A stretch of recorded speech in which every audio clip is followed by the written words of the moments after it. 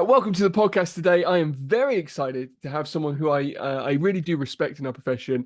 I've had the pleasure to work alongside a little bit in the past, and really do admire everything she does for chiropractic. Melissa Sandford. Melissa Sandford, thank you very much for taking the time to join me today, because I know you've got a lot on, you give a lot, and you're giving some more today, which I really appreciate. So thank you very much for spending some time with me today. I appreciate that. Oh, my pleasure. It's great to be here. It is great to be here.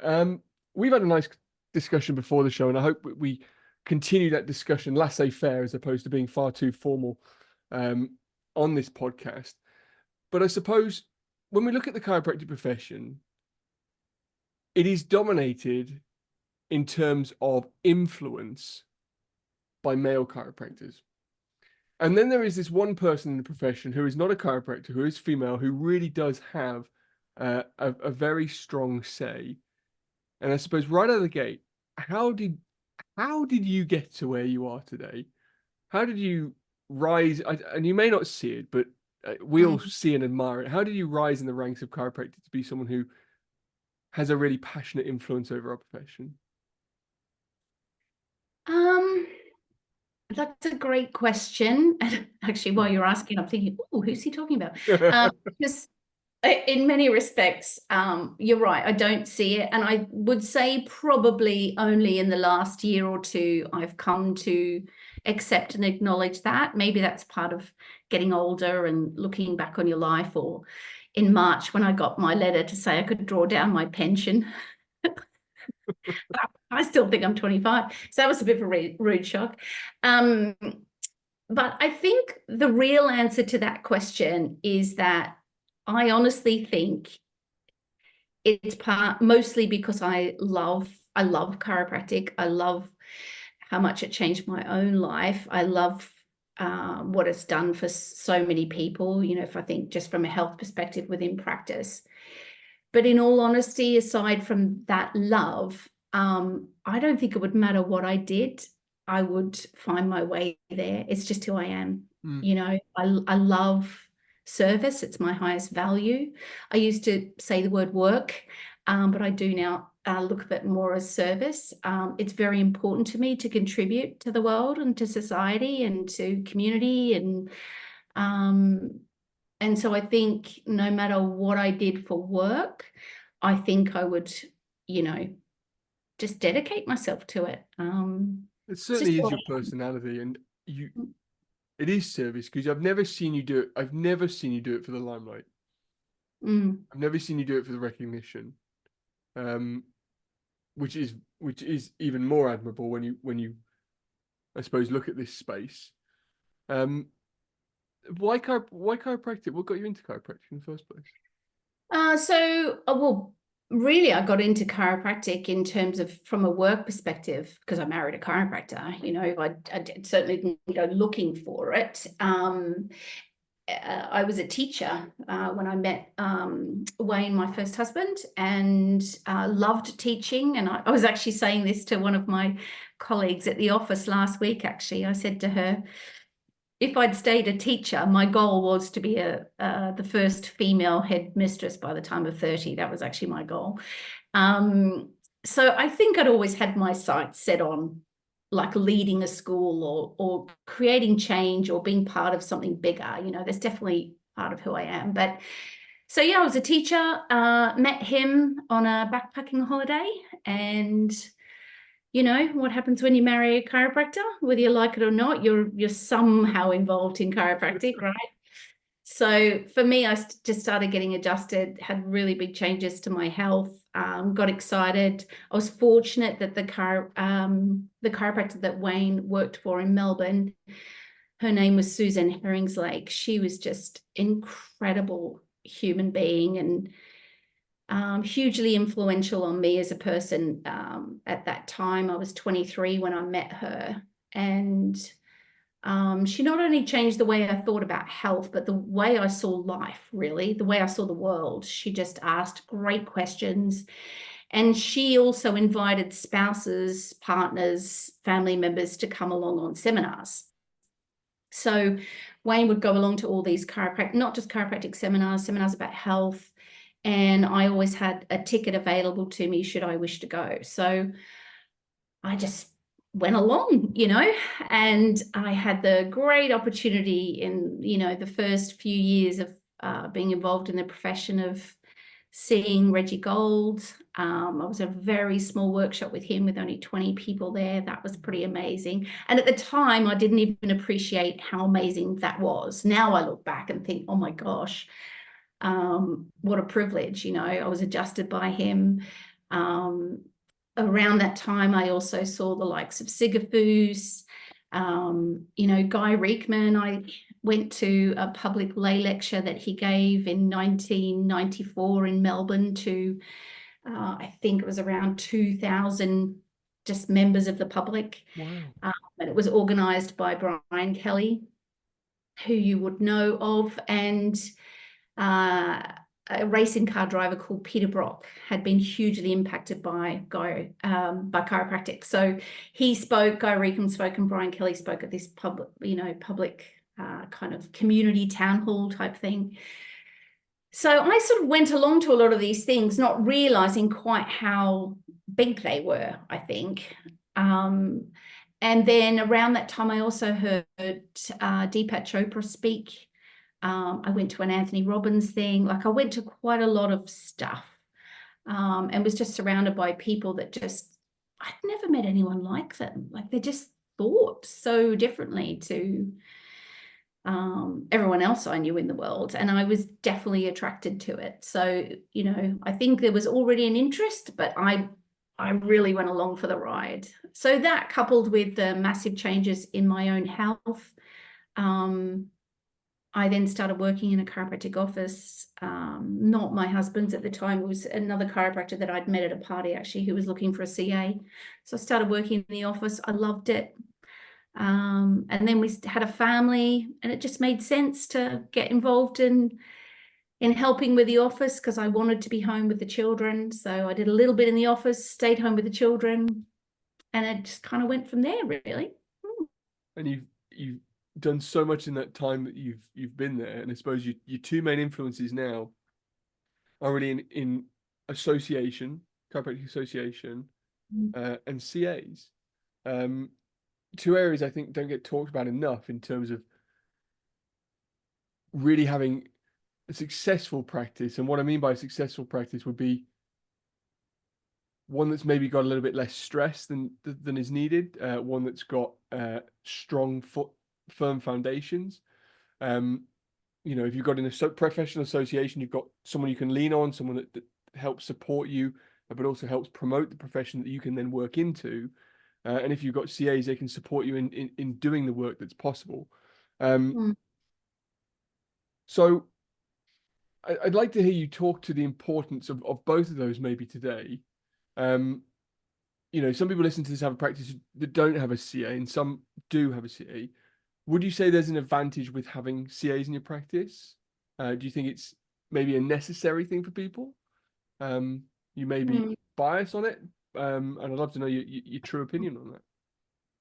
Well, I think, like anything, there's equal measure of both an advantage, and at the same time it could be a hindrance, depending on your setup. I've been to some practices that don't have a CA that see a lot of people, and really you don't notice it.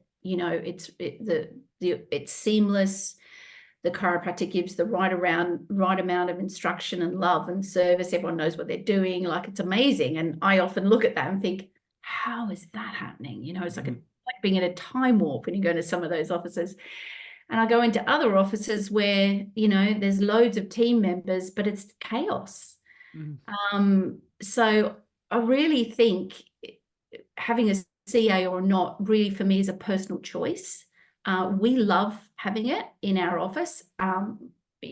My husband in particular, the office that I run with my husband, I have to put a disclaimer on here, because it is run the way he wants it to practice, not necessarily how I would if I was a chiropractor, right? I think that's always very important when people ask me about office. I'm like, well, I'm not a chiropractor. And if I was, and if I set up my own, that story would be a little bit different to the one that I run with Rob. And I think that's really important distinction to make, because it should always be really the expression of the principal chiropractor, in my opinion.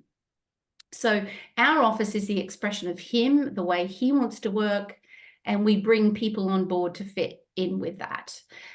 So he likes having somebody on the front desk. He likes the warm and fuzzy, the opening the door, the closing the door, writing birthday cards to people that he doesn't have to do, getting glasses of water, helping them fill out forms if they need that, answering the telephone, all the stuff that goes on in the office. He wants somebody to do that for him. So he also doesn't want to spend hours and hours and hours figuring out automation and the latest new system on the block, and then you've got to integrate it. That's just not his bag either. So having somebody to do all that stuff for him is very, very important to him.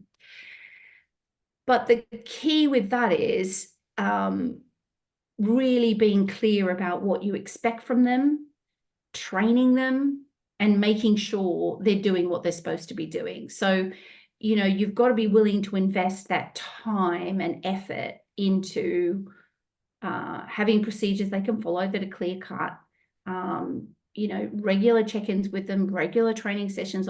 He does do all of that stuff. The problem I see with CAs on the front desk is in the chaos mode is when there isn't any training, that you make an assumption that just because they've got admin skills, they can do it better than you. Which is true to some extent when it comes to the actual technicality of admin, but not necessarily to the vision of what you're trying to create in your office, right? You can't just leave a CA to make your appointment book up for you, right? That's got to come from you as a chiropractor. So do you have a CA or not? I think it's a personal choice, but if you're going to have one, you've got to lead them. They've got to clearly know what they should be doing, and more importantly, what they shouldn't be doing, because it's what they shouldn't be doing is where the problems lie, right?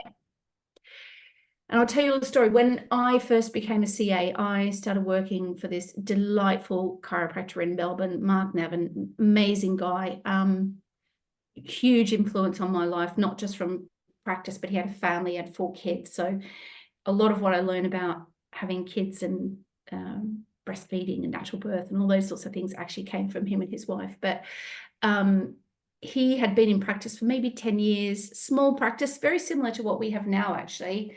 And he was just a bit stuck, I think, tired, lots of kids at home. I think he was just a bit tired. And he'd had the same CAs for quite a long time. One had been there 6 years, one had been there 8 years. And one was retiring and one was moving away. So he hired 2 new team members to come on board, myself and a girl called Claire. And we got to be sort of job sharing. So only one CA on at a time, effectively doing the same job. And when I started on the Friday night, that was my training, come in and watch what the other CA was doing for how many of her hours. And in those days, it was a big piece of paper with a pencil, a rubber. That's how you did the appointment book. No computers, not a computer in sight. And she said to me, and I'll never forget it, she said, right, on Friday nights, I try not to book after 5 o'clock because we like to get away early. In that moment, I just sort of went back to the conversation I'd had with him at interview, where he felt, because I said to him, what are you looking for with your practice? And he said, I just feel a bit flat and I'm looking for some oomph and I would like to be a little bit busier. So I thought, well, any wonder this poor fellow isn't busy if, Jones not booking people after 5 o'clock. I bet he didn't know that. So that was my very first lesson in, really, when things aren't going well, it's more about what you shouldn't be doing than what you are doing. Does that, it makes a lot of sense, I think, especially with team. And I see where this comes from, because a lot of people, they might see a void or a need in their practice and they just suddenly hire, and there's no real thought in the hiring process. They hire, not realizing that that's actually increasing their fixed costs. It's not going to, they're going to have to see more to cover those costs of employing people. They don't quite see that next jump. And then the people get in there and then they notice that nothing really actually changes, or it starts to reduce. And training is one of the huge things, and systems is something that we do a lot of. That's Sarah's genius, similar to your genius. Um, so seeing what they shouldn't do, but if someone hasn't got a CA and they want to bring a CA in, where do they even start with that process? What would you say is the first place for them to start to then go, okay, now we're ready to bring a CA in? Well, first of all, you've got to think about how much time you've got to prepare for something. Because, like you say, sometimes it's urgency that creates, oh my God, someone's leaving, or I'm getting so busy I can't handle, and then we're quickly hiring, right? So I think you've got to think about what are the top 3 things that are important. What do you want them to, the top 3 things you want them to do straight away? And if it's just be really great on the phone, meet and greet people, and answer email, excellent.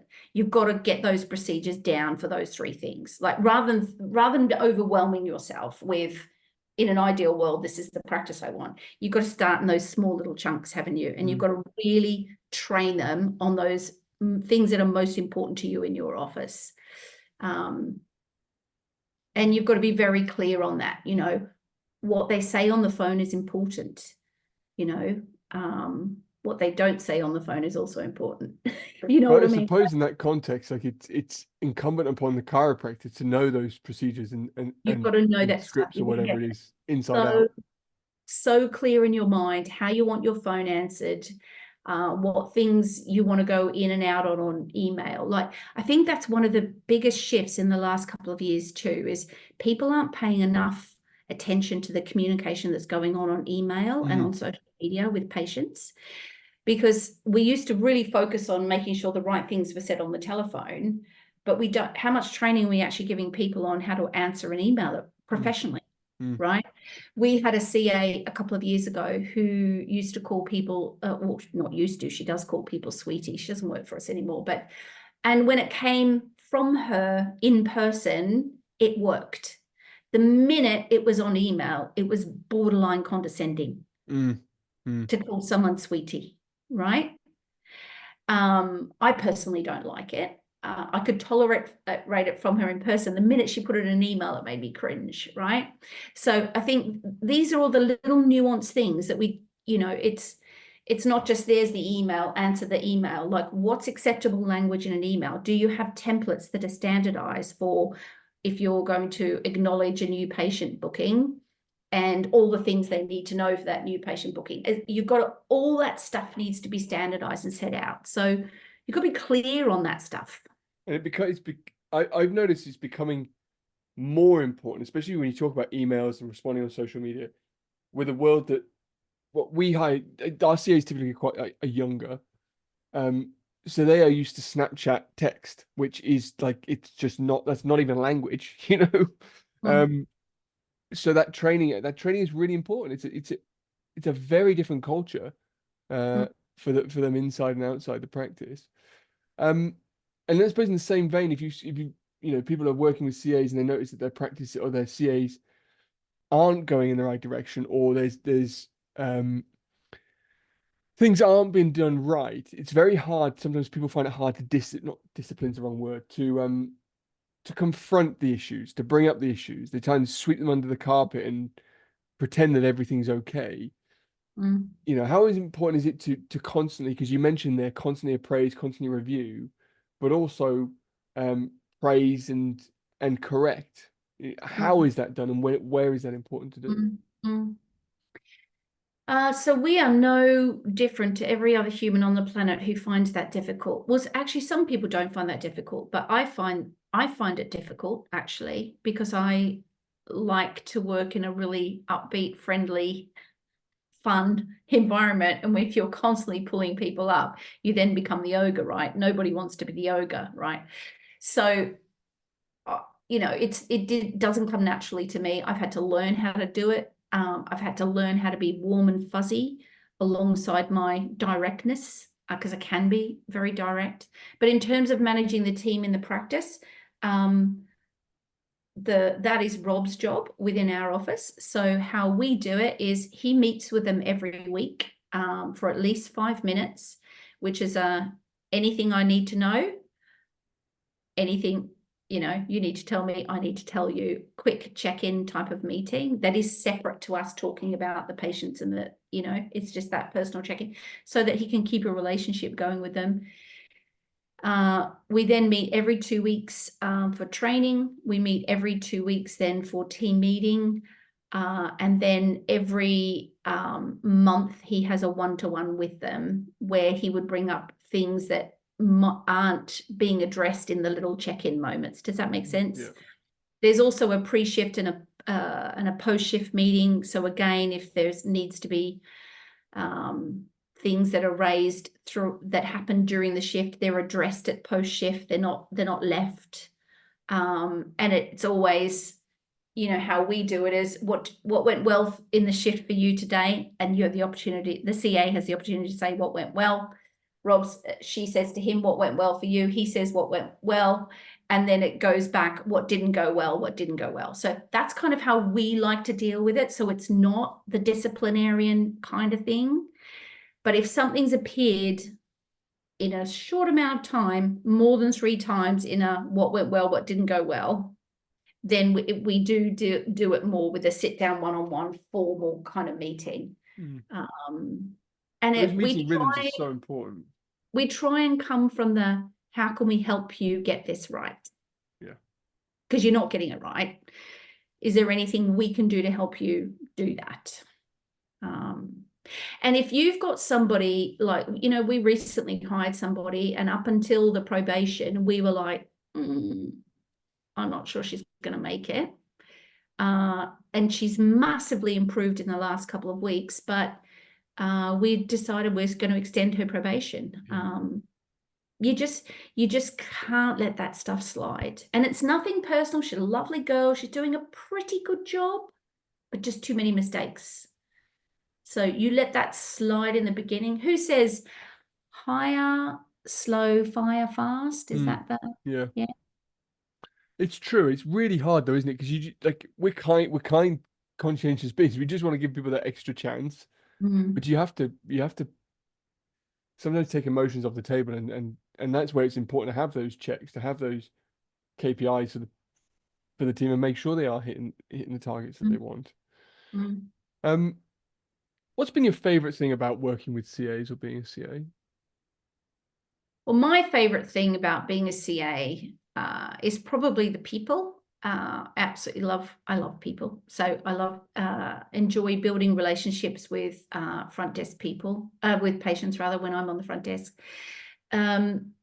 We just went to a funeral 2 weeks ago of a client of ours. Her father died, actually. And even though I haven't been on the front desk for a year, I very occasionally get a little note from her that she leaves for Rob and brings home to me. And I always find those situations difficult because, you know, there's obviously boundaries. You can't be friends with patients, right? So, but I just, you know, she just was just one of my favorite people, and adored seeing her when she came into the practice. And so, you know, Rob and I went to her father's funeral 2 weeks ago, and she was blown away that we turned up to that, right? Took some time out of her day and went there for us. She's very, very close to her dad. So that would be my favorite thing, the connections you can make with people and how much you see their lives can change.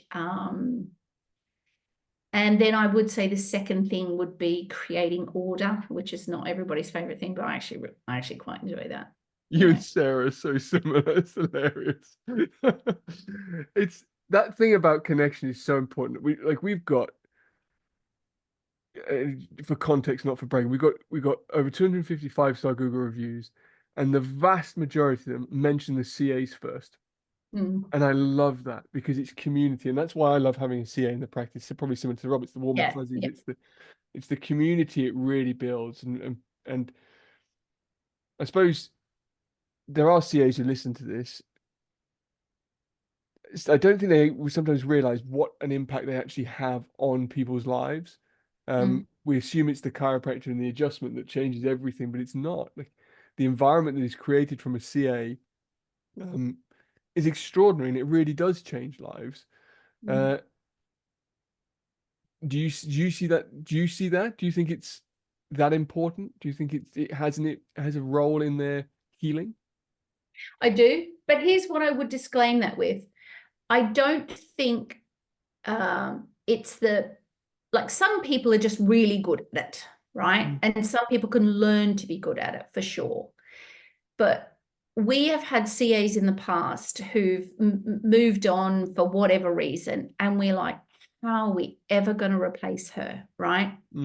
And then, 3 weeks later, 5 people have asked where she was because we replaced her with another person. Okay, not quite as good yet, but giving that same smile and warmth and kindness and helpfulness. So that's really important to remember, I think, as a small business owner, because you can get in that if somebody's really great at that and they're not great in other areas, you can sometimes hang on to them thinking, I'm never going to get anyone as good as that. It's not true. You can always find somebody to fill that hole. And I don't want to come across as saying, sounding a bit harsh, but Shirley was this particular lady's name. She was one of our first CAs, actually, Rob and I's first CAs, and she was amazing. She was amazing at everything. She was amazing with people. She always dressed right. She looked impeccable when she came to work. Her handwriting was beautiful. She cared about people. She could do the accounting. She could do everything, right? And we literally thought, how are we ever going to replace her? And honestly, handful of people, almost like a month later. Oh, I've noticed. They didn't even notice the first time she wasn't there, because all they are looking for when they come in, they are primarily there for their adjustment, right? But they want it to feel good. And as long as the CA is creating that same feeling of community and friendliness and efficiency and, getting the appointment right, taking the money right, like they'll start noticing when the CAs start making mistakes or they're not warm and fuzzy, right? But if you're replicating that same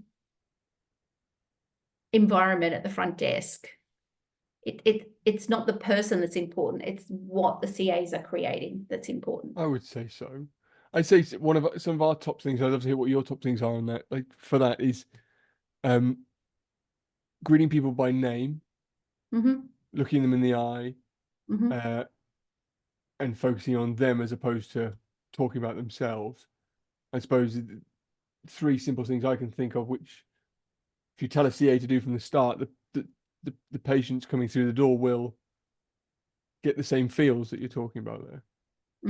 Is there anything else I would say trust. Patients high on their list of things when they come into your office is trust in you, the chiropractor, but also trust begins when they walk in the front door. So even though they're thinking about, oh, can I trust that this is going to help me? If they come in the front door and you say their name wrong, or they charge you the wrong amount of money, or they make your appointment on the wrong day, or they mess something up, that trust in the whole chiropractic experience starts going down. So, the trust at the front desk is just as important as the trust in the chiropractor in order for the client to feel that overall sense of, oh yeah, I really trust this place. That's really interesting. Just those little mistakes, actually. I went to have lunch with a friend of mine in London a couple of weeks ago, and we went to this lovely little place in Sloane Square, so quite a nice part of London to go to. Nice little restaurant, everyone's sipping champagne with their brunch. It was very nice, and it was really lovely, good food, excellent service. I go downstairs to the bathroom and it's gross. Toilet rolls all over the floor, just not looked after. So I'm not sure I'm going to go back there. Right? Even though everything else about my experience was lovely, that is huge to somebody like me, because I notice stuff like that, right? And you've got people coming in your practice just like me who are highly visual. I'm highly into order and cleanliness. So if I go to an establishment, whether it's a chiropractor or a restaurant or whoever, the gym that's grimy, I just can't go, right? I love that. My team will laugh when they hear this, because I am so autistic on their back about that. Like a hair on the floor they have to pick up. And if I walk past it and they see me walk past it, they have to pull me up on it too. I say if you can't lick it, it's not clean enough for the toilets, you know. And we have a standard of if toilet roll gets too low, you've got to put a fresh one on and fold it. And but it's huge. Like it is. I had the same thing in a steak restaurant in Amsterdam. Beautiful experience. Went to the loo, um, and it meant that I didn't tip and I didn't go back. Yeah. Yeah.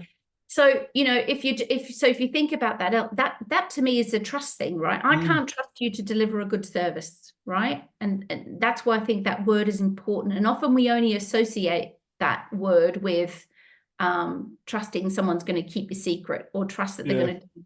But it's trusting what they're going to do what they said. And if you're saying on your website or anywhere in your blurb that we will offer an excellent service, the whole service has to be excellent, from not just the chiropractic adjustment. And I think the trust is implied as opposed to just said, you know. I always give the example of you buy a car from a car salesman who sells you on a great deal, and then you come to the first service and the whole experience is very different with the service team as opposed to the sales team. And that's trust. And when it's broken, it leaves a bitterness in one's mouth. So I mean that's really useful stuff for people to think about CAs. And I think while I've got you on the call and I want to respect your time, I want to also just mention and talk about the associations and the importance of associations in chiropractic. Chiropractic is going through an interesting time in the UK. It's certainly the vast majority of people, I believe, in the profession want to practice in a certain way, and powers that be might want us to do different. How important is it to be with an association, or to, give your money to an association that supports your views and opinions? I'd love to open that book and see what you have on. Oh, I think chiropractic can be a very lonely profession for some people, in the sense that you're often working by yourself. You're your own boss. Your team members, they're your employees, right? They're not really your colleagues. They're your employees. It is slightly different. And so it can be a really, really lonely profession. And if you're working in an area where there aren't a lot of chiropractors around, you might only see your mate at once a year at a conference, but half the time you're swigging too much beer to have a sensible conversation, like a real conversation about the profession. Do you know what I mean? You might be talking about the good old days, or your holidays, or all that kind of stuff, but sitting down and having a real conversation. So I think what associations do, this is from my perspective anyway, is they provide you with some place where you can go to get that information and have those conversations. I think they're one of the most underutilized things out there, particularly in professions like ours, where you don't really get to chew the fat with people. So I think they're important. I think they help get a number of things for you, like decent insurance, providing professional development events, all the kind of stuff you would expect. Sitting at the meetings with, College of Chiropractors, GCC, employment law webinars. I mean, the amount of boring things I do, you wouldn't believe, right? But that arms us with information that we can then pass on to you, stuff that you guys don't really want to do. So that's where I see some of the value. I also see the value in it is when you maybe get into a little bit of a problem with it, either with a patient or a colleague, or, I know in COVID, my phone ran off the hook with people calling me because they didn't know what they should or shouldn't be doing, or I've got this situation, I just want to talk it through. So it can be really useful from that point of view. Yeah, it's important work. I don't know. I don't really know how else I to think you're describe right. it. I would say from my experience with the UCA and you lot, having sat on the board, I know how hard you guys work to do the work that needs to be done, which chiropractors don't see. But also as a member, I've been through several GCC cases where I thought the whole world was going to end, and I was able to pick up the phone and speak to yourself and speak to Paul, which really was the most comforting thing in a time that's difficult. And you say it's a lonely profession. You get a case like that come on your plate. sometimes you're embarrassed by it. You don't want to talk to even your significant other about it. And it's important to have a space to go and do that. I'm about to well up, so I better stop. Especially a space that is non-judgmental. And I would 100%. like to think that that is what we do our best to create. I know, no, we don't always get it right, but we do our best to create a space where we're representing the pendulum swing within the profession, because there is a large one, and that we remain respectful no matter where you are in that pendulum swing. If you want to work at home in your front living room, no CA, no,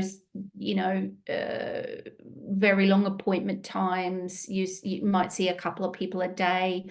Or if you want to have a practice that's, seeing a lot of people, you've got a lot of team members, it's a big machine, or you might have multiple practices. Wherever you are on that pendulum swing, our job is to hear that and help you achieve that, rather than telling you what's right or wrong. As long as you're adhering to the code, and at the end of the day, whether we like the code or not, we sign up to it by the fact that we register with it. So if we're registering with a code, it's our job to, do our best to adhere to it. And that's where I see the most important thing about what we can do is to be there when the chips are down, which means you may never speak to me. You might be a member for 15 years at the UCA and never speak to me. Or you could have just a bad year and you're on the phone to me every other week. Well, I think I've had bad career, not bad year. I've been on the phone to you so much. Either way, it doesn't matter. That you both people are important, right? But So I true. don't think you realize the value of it until you get in a spot of bother sometimes, which is the shame of the whole. And there shouldn't be a shame in it. This is something I'd like to shed a light onto. I am very open now, and I talk about my cases a lot because, like, it's the nature of touching people and trying to help people who are in pain.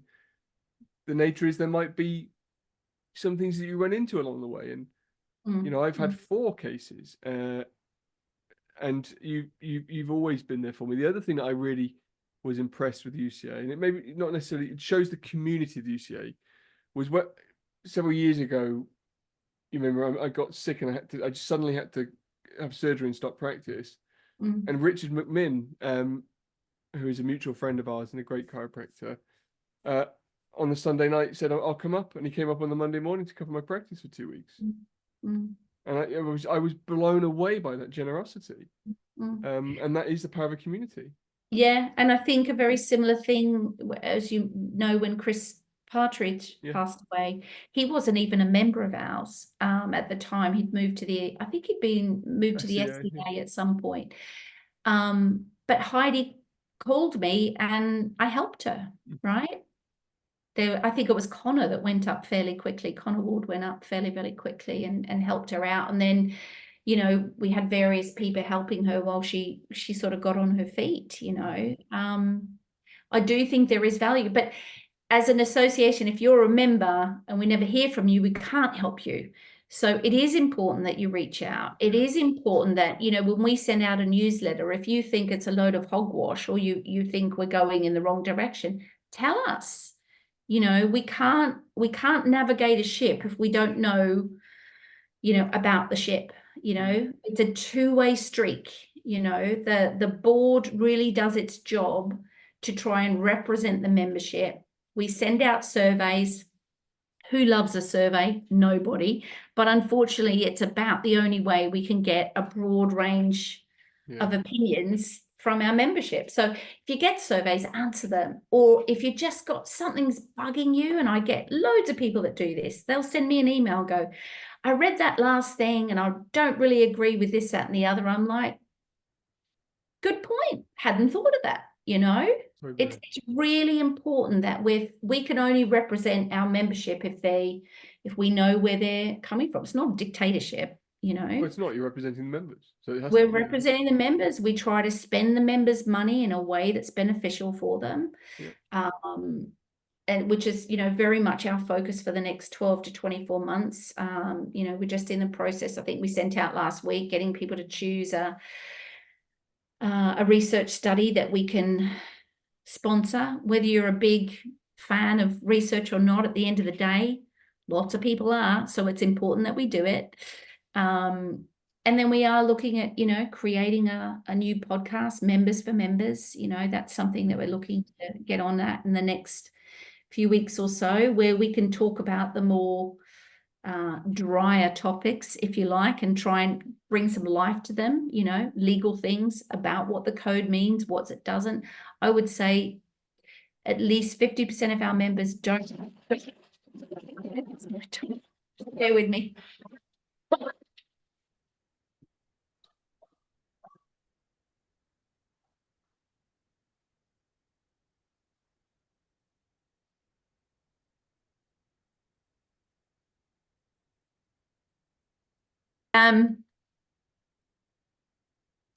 Yeah, so I think what I was saying was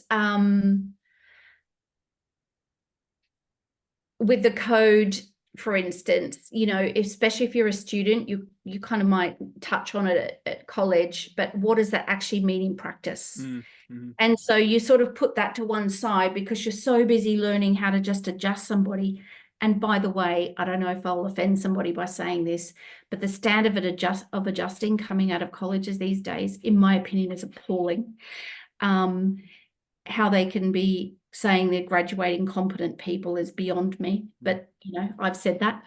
I don't think it's great. So we're having to put so much work into actually learning how to look after the patient that the paperwork and the rules and the note keeping almost goes over here for a minute. Yeah. And you do that for too long, and before you know it, you're a sloppy note taker. You're not really.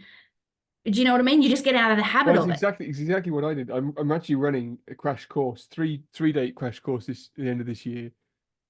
Super low ticket fee, like 79 quid, because I just want to help people level up their adjusting skills while being able to do the GCC compliance stuff. Because the one case that went all the way was an admonishment, and it was for my notes because they were shocking, and I learned on that case.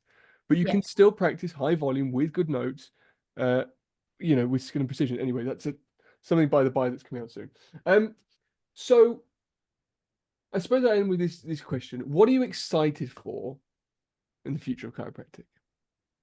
Oh, what am I excited for? Well, I'm really excited that I now have two children that are chiropractors. So I'm really excited to see what they're going to do in the profession, because they're both quite different. And my third child is currently at chiropractic school, and I think he's going to be different again. So he's got 2 more years before he graduates. So I'm excited to see what my kids do in the profession. I'm also excited to see how, as I hate to use the phrase wind down, but in a little way, I kind of am winding down. I want to spend more time with my, once your children become adults, and this is all coming for you, Tom. I know you think it's busy when they're babies, busy in a whole different way. Once they're adults, if they choose to live somewhere far away, you've got to put time in your year to go and spend time with them. My daughter lives in Australia. My son's going to eventually live down in Devon. I live in East Sussex. So, if you think about that, that's important to me. I want to make sure if they have children, that I'm a present grandparent, that I can do all that sort of stuff. So as I kind of wind into thinking more about that's how I want to spend my life moving forward, how can I really continue to contribute to the profession in a meaningful way that lights me up and is also useful? And I don't know what that is yet, but I'm also excited by that. Does that make sense? Very exciting. That's really exciting. And one exciting thing that your bloodline is flourishing in the profession, because no doubt they'll do great things. Thank you for spending some time with me today, Minister. I really do appreciate it. I really do appreciate everything you do for chiropractic, and I do mean that. You've been there for me in times that have been really difficult and really tough, and I know you've done that for hundreds of other people as well. So thank you from me and from a lot of the profession for everything you do. And I can't wait to see you in person soon, I hope. Yeah, Thank Edinburgh you very lectures. much. Yeah, Edinburgh lectures. Yeah, a couple of weeks' time, innit? Yeah, yeah. Cool. Thanks, Melissa. Pleasure.